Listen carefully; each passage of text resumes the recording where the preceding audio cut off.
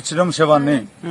మాకు ఎంజిఎం లో శవాన్ని ఈ ఎంజిఎం డాక్టర్లు గాని వీళ్ళు గాని ప్రొఫెసర్లు గాని ఎలా ఉల్టాగా పంపించడానికి దాన్ని మరి మేము ఏం చేయాలని గుర్తించింది. వాళ్ళ భార్య గుర్తించింది, బిడ్డ గుర్తించింది, ఇయ్యంపుడు గుర్తించింది, ఇయ్యపురా గుర్తించారు, మనవాళ్ళతో సహా అందరు గుర్తించారు. అని ఇక ఇక్కడ ఒకటి అట్లా పచ్చ ఉంటది, వాడికి ఆల్రెడీగా ఎర్రగా ఎంటికలు ఉంటాయి. ఇది నేను డేట్ కాదు లెఫ్ట్ రైట్ లో మా శవాన్ని మా ఇయ్యంపుని శవాన్ని పంపలే, వేరే శవాన్ని పంపిండ్రు. మాకు స్త్రీ అనే అక్షరం మనకి ఇటు చేయకో అటు చేయకో ఉంటది. లెఫ్ట్ ఉండొచ్చు రైట్ ఉండొచ్చు కానీ వాడికి ఒక పచ్చ బొట్ట అనే ఉంటది, మాకు గుర్తింపు ఉంటది. వాడికి ఎంటికలు ఎర్రగా ఉంటాయి, వాడికి బట్టతలకాయ కాదు, అది మంచిగా ఉంటది. నేను రెడ్లవాడ, నేను గోక కుమారస్వామికి ఇయ్యంపుణ్ణి, వాళ్ళ బిడ్డ వాళ్ళ మామను.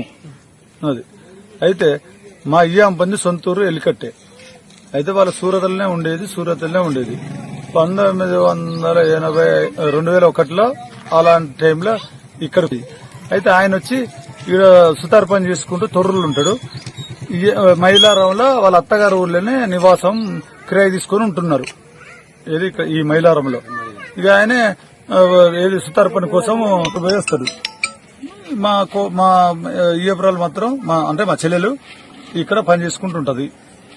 అయితే కొద్దిగా తాగుతాడు, ఆయన పని చేస్తాడు, సుతార్ పని చేస్తాడు, కొద్దిగా తాగుతాడు. ఆయన ఇక అనారోగ్యంగా కొద్దిగా తోరుడు. అయితే ఇక్కడ వీళ్ళ భార్య భర్తలలో కొద్దిగా డిస్టర్బెన్స్ వచ్చింది. ఎందుకంటే నువ్వు తాగుతాను అనే ఆలోచనలో కొద్దిగా డిస్టర్బెన్స్ వస్తే వాళ్ళ అక్కలు తొర్రలు ఉంటారు. అయితే వాళ్ళ అక్కలు ఇళ్లలో ఉంటున్నారు. అయితే ఉంటూ ఆడనే ఉంటాడు. ఈయనకి తాగుతాడు, మందు తాగుతాడు. అనేది అక్కల వాళ్ళు పట్టించుకో ఎక్కడ చనిపోయింది అనేది తెలియదు. తొర్రూరులో వీక్నెస్ గా ఉంటే పోలీసు వాళ్ళు, తొర్రూరు పోలీస్ డిపార్ట్మెంట్ వాళ్ళ ఆయన ఏదో రోడ్డు మీద పడి ఉంటే ఇది తీసుకుపోయి ఎంజిఎంలో వేసారు.